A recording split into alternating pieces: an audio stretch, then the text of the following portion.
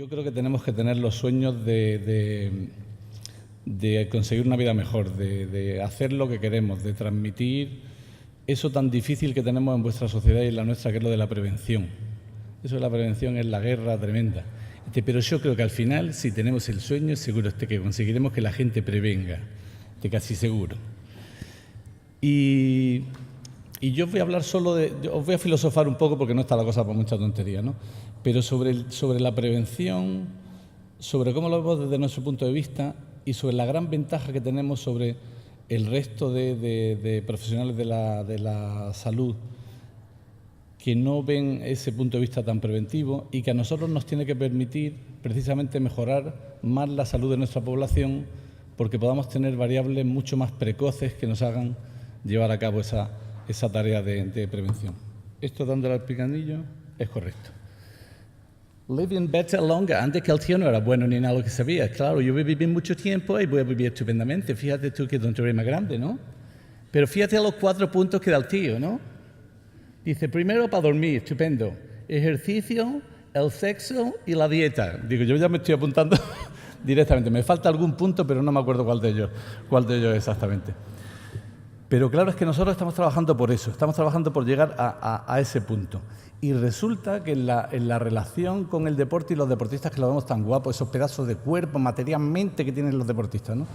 Pero resulta que cuando empezamos a ver estudios de qué hacen con su boca y cómo la cuidan, pues es un verdadero desastre. Y resulta que no estoy hablando del que corre normalmente por ahí, sino de gente de los Juegos Olímpicos, ¿no? Y esto está sacado de lo que pasó en Londres.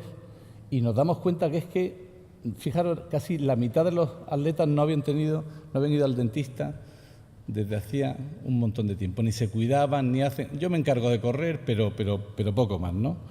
Y, bueno, esto es más sobre lo mismo, sobre la situación en la que se encuentra el deporte de alto nivel. Y además nos encontramos con que este año nos sacan este trabajo en el que nos dicen que efectivamente, dependiendo del tiempo en el que entrenen, de cuál sea la cantidad del entrenamiento, la gente tiene mayor o menor riesgo. Y que el IRFTS es una prueba de resistencia de campo progresiva, una especie de prueba de esfuerzo, pero en campo.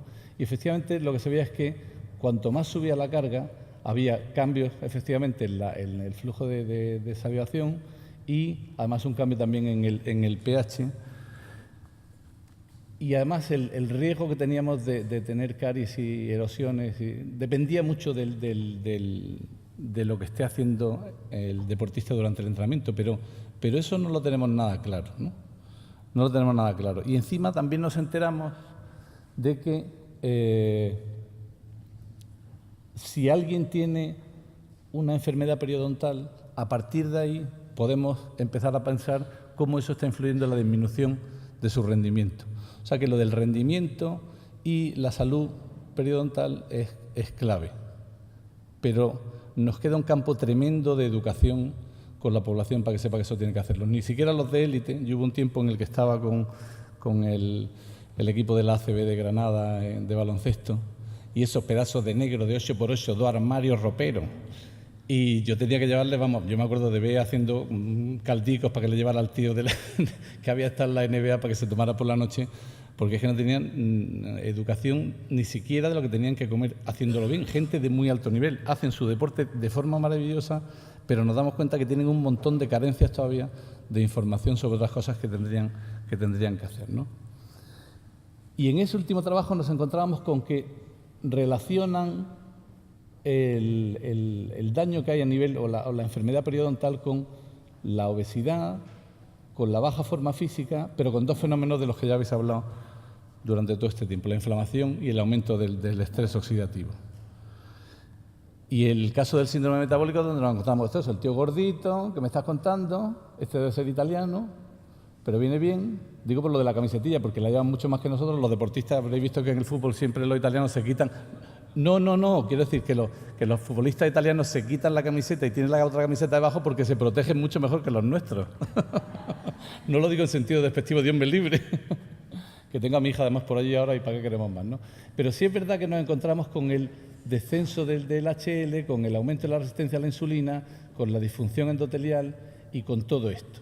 Y eso todo es lo que está relacionado con tantas cosas a la vez. Y lo vemos que lo podemos extrapolar como sustrato a un montón de patologías distintas, ¿no? Claro, ante eso nosotros tenemos que decir, bueno, pues vamos a hacer prevención. Y para prevenir, pues sí, que la gente haga que se mueva más, que coman mejor, que descansen bien. Bueno, pues no está mal, ¿no? Y a partir de lo que podemos hacer con el ejercicio, pues podemos conseguir beneficios para un montón de sistemas distintos. ¿Qué es lo que pasa cuando hacemos ejercicio normalmente? Pues lo que nos encontramos es que cuando empezamos a hacer ejercicio, el ejercicio de por sí es un proceso inflamatorio, pero que conduce a que en el post-ejercicio pues tengamos una inmunosupresión que lo que hace precisamente es activar todos los sistemas que tenemos de nuestro sistema inmune para conseguir que efectivamente lo que vemos luego, la gente que hace más deporte, que está en mejor forma física, pues tiene una mayor protección a través de su sistema inmune. Pero otra posible respuesta es que cuando hacemos un ejercicio excesivamente intenso, esa inmunodepresión es mucho mayor. Y por eso es fácil que veamos que gente que se machaca frecuentemente, pues aparece con herpes labiales, etcétera, etcétera, a lo que no le dan mucha importancia, pero nosotros sí le damos mucha importancia. Le damos mucha importancia porque ese es el reflejo del sustrato que está produciéndose por ahí abajo y que al final hace que tengamos bastante más riesgo de lo que creemos. Pero es que la gente no se cree esto. O sea, vamos a ver. Mire, por lo que hace usted, doctor, yo me ha dicho que tengo que hacer ejercicio, ¿no? Que esto es materialmente que me he apuntado a un gimnasio, ¿sabe usted?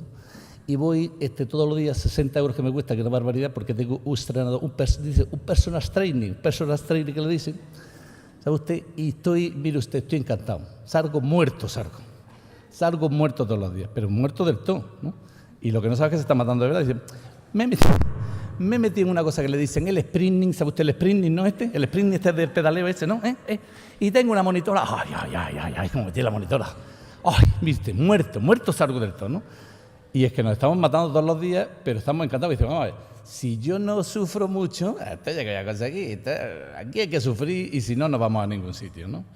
Y ese es el concepto que tenemos. Pero fijaros que cuando tenemos por ese sufrimiento esa disfunción del sistema inmune, resulta que los puñeteros macrófagos que segregan y liberan todo esto, resulta que la propia interleuquina 1 también puede actuar sobre el miocardiocito o sobre la célula muscular esquelética y hacer que esa a su vez produzca más TNF y que eso, junto con el aumento del estrés oxidativo que tenemos por el esfuerzo máximo, más el aumento de las catecolaminas, puede hacer que estemos activando los procesos de apoptosis y que al final tengamos no solo daño muscular, sino daño en cuantos órganos, ¿no? Pero de eso no somos muy conscientes. Y claro, a la semana viene el tío y me dice, mire usted, doctor, que yo sigo yendo a gimnasios a usted, pero que si usted dice que es bueno, yo sigo, pero que yo lo veo regular, que me estoy viniendo abajo, ¿no? Y es normal, pero claro, me lo está diciendo, pues, y además los médicos solemos ser muy rígidos para eso. Tienen que andar 1 hora. 1 hora. Pero mire, doctor, si es que yo es que cuando ando, es que me duele con los tacones, me viene doliendo. No puede ser, no puede parar, tiene que seguir andando, ¿no? Y si no quiere andar 1 hora, pues no le sirve para nada, ¿no? Y resulta que encima no es así, que podemos andar en tandas más cortitas como ahora veremos y tenemos el mismo efecto sin tener esos callos que son un horror luego, ¿no? Pero es que fijaros lo que desde el año 2000 empezaron a salir trabajos sobre esto, sobre que es verdad que la mortalidad disminuye o el riesgo de mortalidad disminuye cuando hacemos ejercicio, pero cuando hacemos ejercicio muy intenso, esto empieza a tener una curva en forma de J.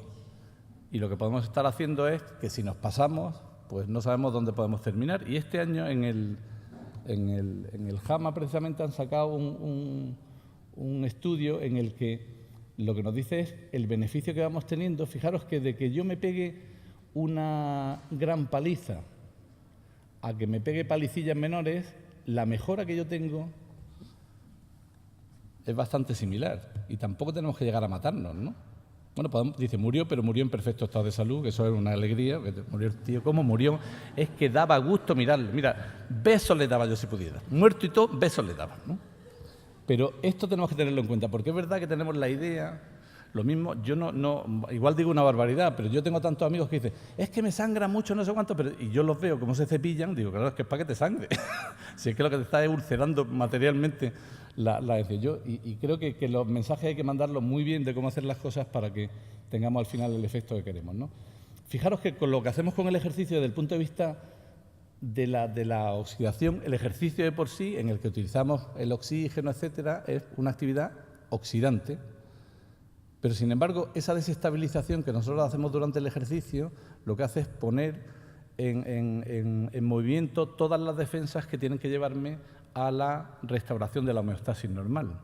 De tal forma que cuando nosotros hacemos ejercicio, efectivamente tenemos un aumento de radicales libres y un aumento del estrés oxidativo, pero resulta que si tenemos la recuperación suficiente, nos podemos encontrar con que nuestro nivel de oxidación es menor si lo hemos hecho bien que cuando no. ¿Por qué? Pues porque resulta que desde el principio estamos teniendo una mayor actividad de nuestras enzimas antioxidantes para combatir precisamente eso, y eso al final hace que la actividad antioxidante que tenemos pueda ser mucho mejor.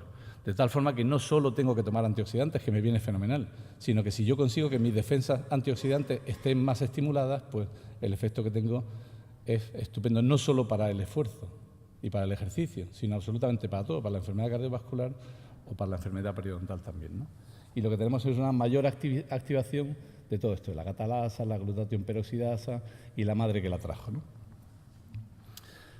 Pero desde el punto de vista inflamatorio nos pasa igual. El ejercicio es un proceso inflamatorio, pero si damos el suficiente control al tiempo, a cómo me recupero, etcétera, etcétera, lo que conseguimos es que no solo es que haya una mayor activación de citoquinas proinflamatorias durante ese tiempo, ¿no?, y el TNF y tal y cual, y la interleuquina 1, sino que lo que hacemos es que estamos estimulando también el que los antagonistas de la interleuquina 1, los receptores solubles del TNF, etcétera, al final consigan que tengamos un efecto neto antiinflamatorio en vez de un efecto inflamatorio, que es lo que parece que tenemos.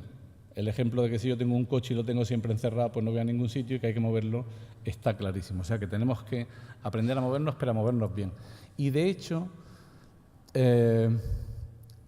si alguien nos dice que tenemos que hacer, ya está bien que nos lo diga, pero no nos suelen decir cuánto tiempo, además, debería de esperarme y qué tal, para que este proceso final de readaptación ante esa alteración que he tenido durante el ejercicio vuelva a mantenerme otra vez en el punto de homeostasis, ¿no? Y efectivamente, pues bueno, trabajos que dicen que sí, que esto es estupendo, que sí como bien y no sé cuántos, que la inflamación me se viene materialmente abajo. Estupendo. Y eso tiene además un efecto importante, porque dice, la inflamación se viene abajo. Sí, es correcto, no me parece mal, pero es que resulta que cuando hacemos trabajos para ver cómo podemos bloquear ese aumento de la inflamación en gente que está entrenando, lo mejor es que nos damos cuenta que resulta que es que los tíos ganan en fuerza. O sea, que cuando nosotros le damos una sustancia que lo que hacía era pues promover más liberación de citoquinas antiinflamatorias, resulta que no el bloqueo completo, sino la modulación de esa respuesta inflamatoria, lo que nos permitía es que al final la gente mejore su fuerza. O sea, que estamos en un punto tan concreto como que mejore la fuerza del tío y que haga así con 25 kilos más que antes, ¿no?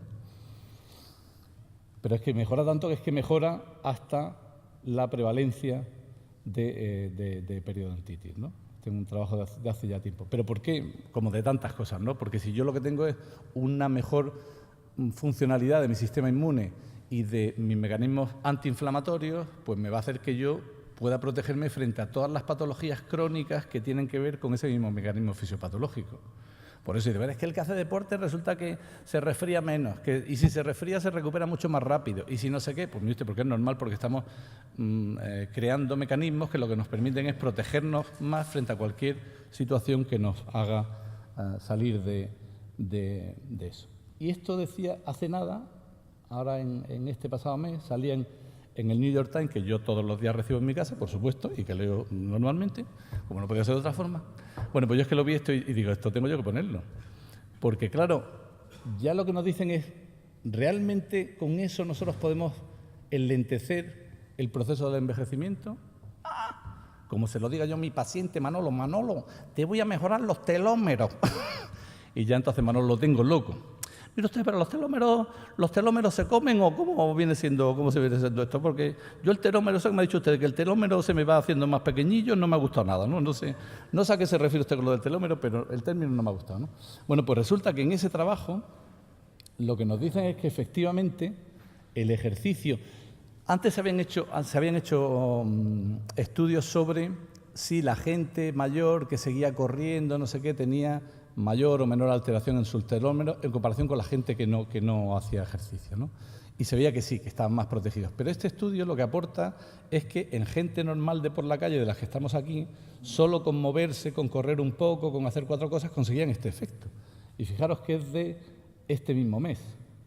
O sea que nos está diciendo que todos esos procesos que vemos que están bien, que me ayudan a mejorar la fuerza, mejorar no sé qué, al final tienen una repercusión directa sobre en que encima mis telómeros puedan estar mejor y el proceso de envejecimiento lo pueda mejorar. Pero para eso lo primero que hay que hacer es combatir la actividad sedentaria que tenemos. Y eso de la actividad sedentaria, fijaros que hace ya tiempo salió este estudio para ver el riesgo que teníamos por estar sentados, que es un factor de riesgo independiente del ejercicio que yo haga. El ejercicio es un factor de riesgo independiente, pero el tiempo sentado es otro factor de riesgo. De hecho, efectivamente aquí lo que se veía es que la supervivencia en los que no estaban nada del tiempo sentado, lo que se llama el culillo de mal asiento, ¿no?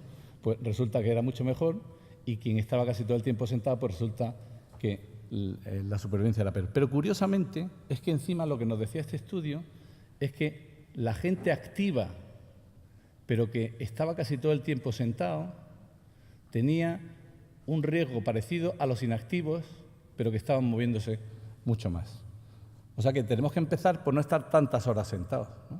¿Por qué? Porque hay 1000 mecanismos, sobre todo neurofisiológicos, que lo que hacen es que nuestra musculatura sea distinta y eso termina por actuar sobre la funcionalidad que tenemos. Y también hablaba del índice de masa corporal, del que ahora después vamos a hablar porque me da mucha risa. Bien, pero si nosotros le decimos a la población, esto está estupendo, pero ustedes tienen que mejorar alguna variable, ¿no? Pues si mejoramos variables, ¿qué es lo primero que pensamos? ¡Ay! Que me esté preguntando, don Carlos, mire usted, lo primero es ponerme en forma, pero en forma porque tenga ese pedazo de cuerpo que pierda el peso. ¡Ay, el payo! Mira el payo médico, de verdad, ¿no? Claro, y encima todos los estudios, es que el índice de masa corporal es horroroso y la obesidad nos viene y nos come por dentro y no sé cuánto, y esto son unas grasas que te salen y luego te da un asco que para qué te cuento, ¿no? Un horror, ¿no? Y te mueres, pero te mueres muy gordo y muy feo, ya está. Y resulta que sacan este estudio, la madre que los trajo, entre gente de 40 y 70 años y viendo el riesgo relativo que tenían de mortalidad, resulta que los que estaban en sobrepeso o en obesidad eran los que tenían menos riesgo. ¿Qué me estoy diciendo? Que yo gordillo me voy a poner estupendo y que esto que traducía. Pues yo soy poco corredor, yo juego yo juego al pádel, no, yo no juego al pádel porque no soy argentino, no puedo porque no agarro bien la bandejita, no me da, pero yo jugaba mucho al tenis cuando era chiquititillo y nada, correteo, hago tonterías, pero una carrera de estas que te apuntas porque es benéfica, no sé qué, yo me puse el último como siempre, yo me pongo el último, pues delante de la ambulancia para que no haya problema, no, viste que como soy el médico yo voy aquí en la ambulancia por si acaso, pero que a mí que yo es que voy, pero ya está, ¿no? Pero claro, yo empiezo a correr, me vengo un poquito arriba, ¿no? Y me acuerdo en una cuesta, bajando, veo a una chica jovencilla, pero entradilla en peso, bueno, sí, pero vamos, bien, ¿no? Y yo la miré y digo, ay, a por ti voy, y ella, me sacó como 4 horas, yo no sé cuánto. Si la carrera era de 1 hora, llegó como 50 minutos antes que yo, ¿no? Y eso da que pensar, porque igual que esta criatura, que teóricamente tiene un sobrepeso importante, pero que no había forma de pillarla. No había forma de pillarla. Previamente a que veamos el porqué de eso, fijaros solo una cosa sobre el sistema cardiovascular, que usted me perdona, señor presidente, pero que a mí me llama mucho la atención. Este estudio, que la verdad es estupendo, y es del 2010, pero hacía una clara descripción de qué es lo que pasa cuando nosotros empezamos a hacer ejercicio en función de 2 variables distintas. Una, de la función endotelial, de la capacidad que tiene nuestro endotelio de producir una mayor o menor vasodilatación, y otra con relación a la estructura, con relación a la rigidez de esa pared. Y lo que nos mostraba era esto, que cuando empezamos a entrenar, la estructura de nuestras arterias, por supuesto, sigue exactamente igual, pero desde el principio empieza a mejorar la función endotelial. Pero yo no noto nada. Yo sé que eso va bien y ahí estamos. Y hasta que no llega un momento en el que la mejora de la función endotelial es sumamente importante, tan importante, y ya no puedo conseguir una mejora, o aumentar más ese nivel de mejora, a partir de ese momento es cuando mi arteria empieza a hacerse más elástica, y según la arteria es más elástica, efectivamente, pues va a conseguir que haya una menor presión sobre la pared, y con eso va a hacer que tenga que tener una menor función endotelial, pero porque lo que empieza a cambiar ya no es la función, sino es la estructura. Hasta que hay un momento en el que la estructura de la arteria es mucho más elástica, ante lo cual no es necesario que la función endotelial tenga que estar más o menos presente. Sin embargo, cuando nos paramos, pierde pan y pierde perro, como decía el otro, ¿no? Así que desde el principio no solo nuestra función endotelial empieza a ser peor, sino que empieza a disminuir también, a cambiar la estructura y hacer que sea una estructura más rígida, la de la pared de nuestra arteria. Hasta tal punto esa pared se hace sumamente rígida que la función endotelial tiene que empezar a mejorar para suplir ese aumento en la resistencia.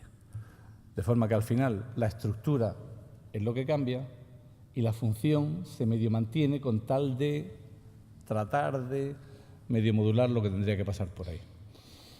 ¿Y esto a cuento de qué viene? Esto viene a cuento de lo del peso también, porque es que lo que pasa con nuestro peso es muy semejante a esto. Los puntos de referencia que nosotros damos a nuestros pacientes a veces no son los más adecuados para conseguir que sigan un cambio en el hábito de vida. Claro, cuando yo le digo a la paciente, mire usted tiene que perder, va a perder no sé cuántos kilos dentro de 6 meses. Dentro de 6 meses, mire usted, doctor, va a tener que estar pagando los 6 meses.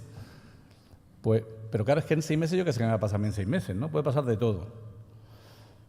Sin embargo, si yo el punto de referencia no es la báscula, sino el punto de referencia es su capacidad funcional, eso me permitirá que desde el principio la estructura no ha cambiado y tardo tiempo en perder ese peso, pero sí que ha cambiado la funcionalidad que yo tengo. Y si nosotros le decimos desde la primera semana usted tiene que dormir mejor, encontrarse un poquito más activa, que sube un piso más de escalera y no le molesta, que hace no sé qué, que ve la vida de otra forma, porque esas variables más funcionales son mucho más precoces. Yo creo que en la prevención tenemos que trabajar mucho con variables que sean mucho más próximas a nuestros pacientes para que nos permitan que eso sea un estímulo suficiente como para cambiar mi hábito de vida. Si yo tengo que esperar mucho tiempo a que pase algo, la verdad es que es más complicado, ¿no? Y eso no solo cambia nuestras arterias, sino que resulta que cambia nuestro cerebro, que es lo mejor de todo, ¿no? Los mismos centros a nivel cerebral que tenemos para regular el sistema cardiovascular resulta que también aumentan, pues, el número de conexiones que tienen y el número de dendritas que tienen. O sea que el cambio es una virguería. Así que tendríamos que ver si lo que yo quiero es cambiar la estructura o si yo lo que quiero cambiar es la función, ¿no? Evidentemente yo quiero cambiar la estructura, pero eso tarda tiempo. Y hay veces que no le damos mucha importancia a cosas que sí la tienen. Yo lo veo al tío este, ¡ay, mira! No te veo de guapo. Ese pedazo de traje también puesto, ese maletín que te han regalado, con un iPad dentro, ¿no? Y claro, uno lo ve así y dice, este tío está estupendo, este tío está, vamos, más sano que una pera, ¿no? Pero claro, es que luego resulta que desnudos perdemos mucho, y esto es lo que tiene, ¿no? Vestidos estamos medio bien, pero desnudos perdemos mucho. Pero la pérdida que tenemos desnudos, aparte de lo que, en fin, lo que queráis, ¿no?, está relacionada con la pérdida de masa muscular. Y resulta que la pérdida de masa muscular no le hacemos mucho caso. Yo le hago mucho más caso a tener barriguilla y estar gordillo que a no estar, estando en mi peso, resulta que estoy en mi peso, pero que estoy hecho una vergüenza, ¿no? Y así viene, ¡ay, mire usted el dolorcico que tengo! Mire usted como un perrillo en la espalda que tengo, de verdad. Y las coyunturas, mire usted las coyunturas al bajar, ¡ay, las coyunturas que no puedo!, ¿no? Y esto es la resistencia insulínica, que es lo que llaman los... Esto es la resistencia insulínica, está en su sitio, ¿no? Pero claro, esto es lo que tenemos. Y por eso la gente,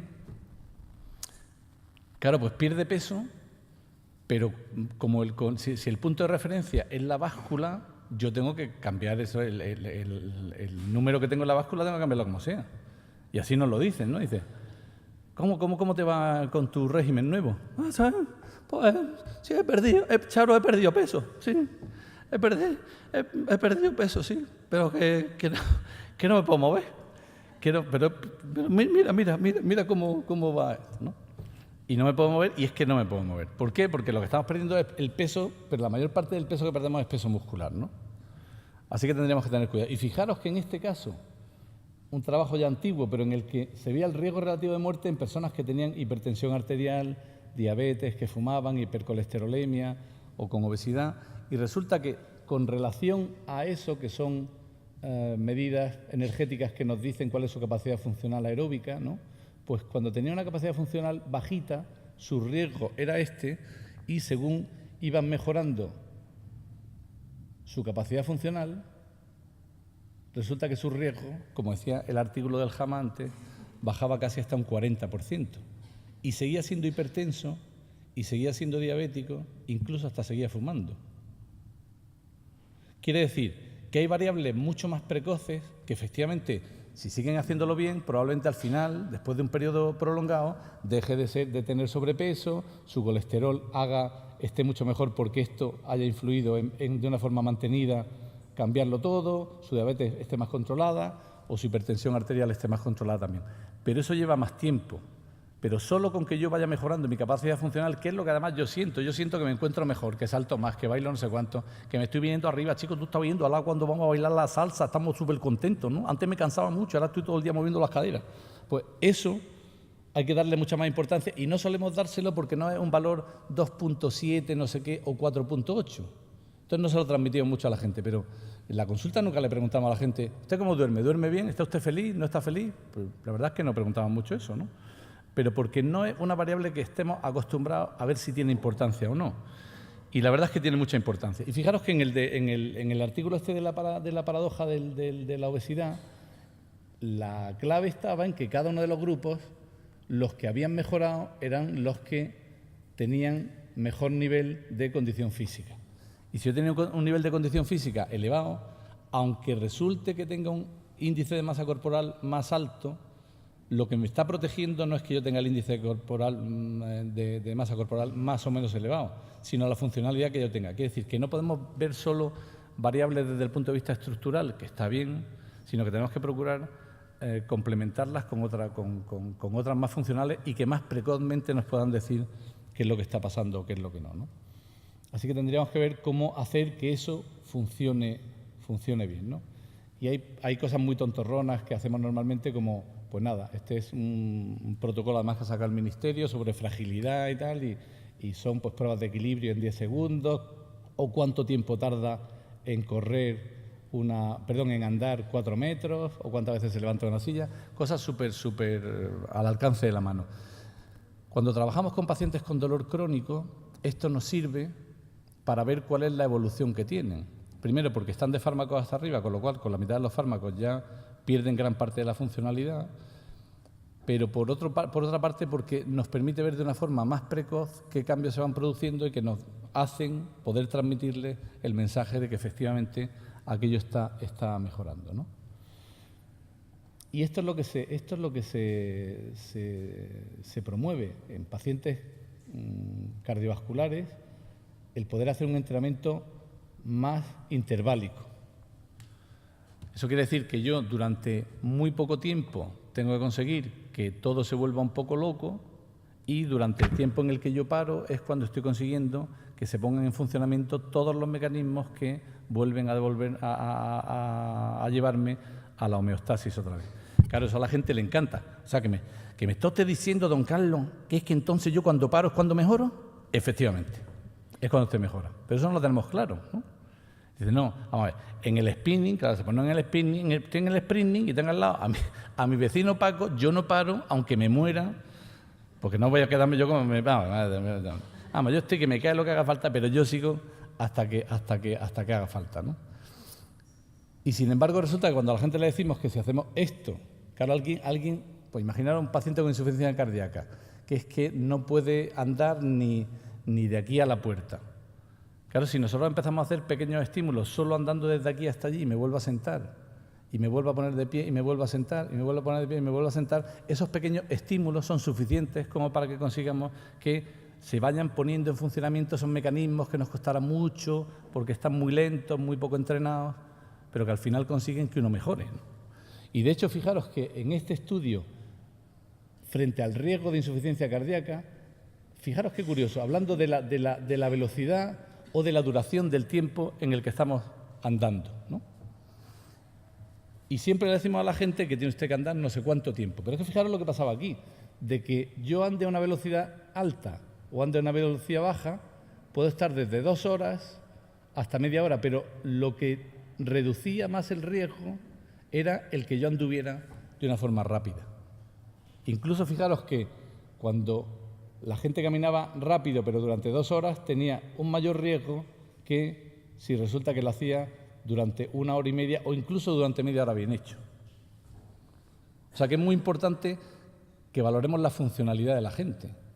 Y la funcionalidad nos permite que si alguien tiene que andar rápido y yo puedo andar rápido 10 metros solo y me paro, eso lo que me permite es que durante ese tiempo yo esté teniendo el mayor estímulo posible sobre 1000 variables que hacen que yo me coordine muy bien y que mi sistema endocrino, metabólico, neurológico, lo que queráis, me lleve a conseguir ese máximo efecto, ¿no? Y que lo pueda estimular mucho más, ¿no? O incluso en personas mayores con la velocidad con la que hacemos los ejercicios de fuerza, ¿no? Y resulta que los ejercicios de fuerza yo puedo hacerlos muy despacito o puedo hacerlos muy rápido. Si yo lo tengo que hacer a la máxima velocidad posible, lo que consigo es que para conseguir esa máxima fuerza yo tenga que reclutar todos los mecanismos que me permitan al final dar esa contracción muscular más importante. De hecho, la gente, cuando tiene que hacer un entrenamiento de 8 o 10 repeticiones, no sé qué, si vemos que con acelerómetros y con cosas de este estilo, vemos que a partir de la 6ª o de la 4ª su aceleración empieza a disminuir, pues le decimos, para, pues yo voy bien, sí, ya sé que vas bien, pero aunque vayas bien, ya estás empezando a no reclutar todos los mecanismos que serían necesarios, ¿no? Y como eso lo vemos muy claro en el campo del estudio, ¿no? Pues yo para qué voy a seguir estudiando si ya no me estoy enterando de lo que hago, ¿no?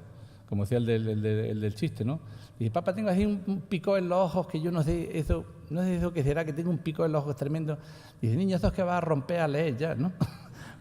Ya por fin vas a romper a leer. Pues bueno, cuando vamos a romper a andar o a correr, ¿no? Lo que tenemos es que pensar que eso hay que hacerlo muy poco a poco y adaptándonos bien a lo que va pasando en el tiempo, ¿no? Así que de forma muy sintética, pues esto es lo que deberíamos de hacer, ¿no? Que la gente haga una intensidad en la que se consiga mover bien, aunque sea muy poco tiempo, ¿vale? Y que tengamos tanto tiempo de recuperación como que nos permita volver a ponernos lo mismo. Es decir, que yo no tengo que andar 1 hora, yo puedo andar tramos de 5 minutos, descansar 5 minutos, porque esos 5 minutos serán luego 10 minutos, serán 15 y serán 20, porque me permitirá que todos mis mecanismos se han adaptado suficientemente como para conseguir ese máximo efecto, ¿no? Y en esto tenemos que tener mucho en cuenta todos estos pequeños detalles, cómo me muevo, cómo he calentado primero, si me estiro de vez en cuando, si no, y lo de los pequeños detalles siempre me acuerdo del chiste del que venía estaba en la guardia, estaba en la guardia una señora esperando, en urgencia una señora, porque estaba su marido dentro, y sale el médico y dice, pero viste, doctor, pero mi marido ¿cómo está? ¿Mi marido cómo está? Y dice, su marido está francamente mal, tiene un tinte amarillento ictérico propio de un fallo hepático agudo y tiene además una ptosis palpebral, una mititilla en los párpados propio de un fallo cerebral agudo, o sea que a su marido le quedan pocos minutos de vida. Dice, ¿Cómo? ¿Pocos minutos de vida a mi marido? Que está amarillillo y con los ojillos así. Pero si mi marido es que es chino, si mi marido es chino. Dice, ¿su marido es chino? Dice, bueno, quizás este pequeño detalle le salve la vida, ¿no? Pues esa es la realidad, quizás este pequeño detalle. Y en los pequeños detalles que no nos fijamos mucho, resulta que son los que al final nos dan la vida, ¿no? Y no me quiero ir, que ya hay que entregar lo que haya que entregar y terminar esto como Dios manda, sin poneros este trabajo. Este trabajo sobre el nivel de felicidad y de bienestar con relación al tiempo que había pasado. Era un estudio en el que se hacía primero un cuestionario sobre placer, bienestar, felicidad, ¿no? Y a los 21 años se veía la supervivencia que había. Los que habían tenido un nivel regularillo, ¿cómo estás de feliz? Tengo 10. Pues el tengo 10 es una gorra. Y después te queda muy poco, estás perdido. Vete llamando un taxi porque esto está muy malo, ¿no? Sin embargo, aquellos que habían dado un nivel más alto, ¡ay! ¿Cómo me encuentro? ¡Ay, cómo me estoy encontrando! Pero es que sé cómo me estoy encontrando. Yo se lo digo mucho a los deportistas cuando digo, el día ese que tú sales al campo, ¿no? Y hacerte así, sale al campo y mira al otro. ¡Ay, la que te voy a meter! Y se la coloca. Y le gana seguro. Porque resulta que esa sensación de cómo estoy, que me estoy gustando, si es que me estoy gustando, ¿no? Esa sensación de que me estoy gustando es el resumen de millones de receptores que al final le dicen a mi cerebro, Manolo, atento, que estás que te sales, ¿no? Y dice el tío, ay, por Dios, cómo me estoy encontrando aquí en Madrid, en el Circo de Arte, Dios mío, ¿no? Pero a eso no le damos mucha importancia y resulta que se la deberíamos de dar. Porque eso que no lo cuantificamos, resulta que al final es lo que hace que uno viva no solo más tiempo, sino que viva mucho mejor, que es lo que todos queríamos, ¿no? Y por eso yo creo que para terminar con ustedes, sin más ni más, como decía Papa Francisco, si podéis bien ver vuestros sueños, si tenéis sueños, si seguís manteniendo ese estímulo tan motivante, seguro que al final nuestros sueños se cumplirán y bien juntos. Muchas gracias.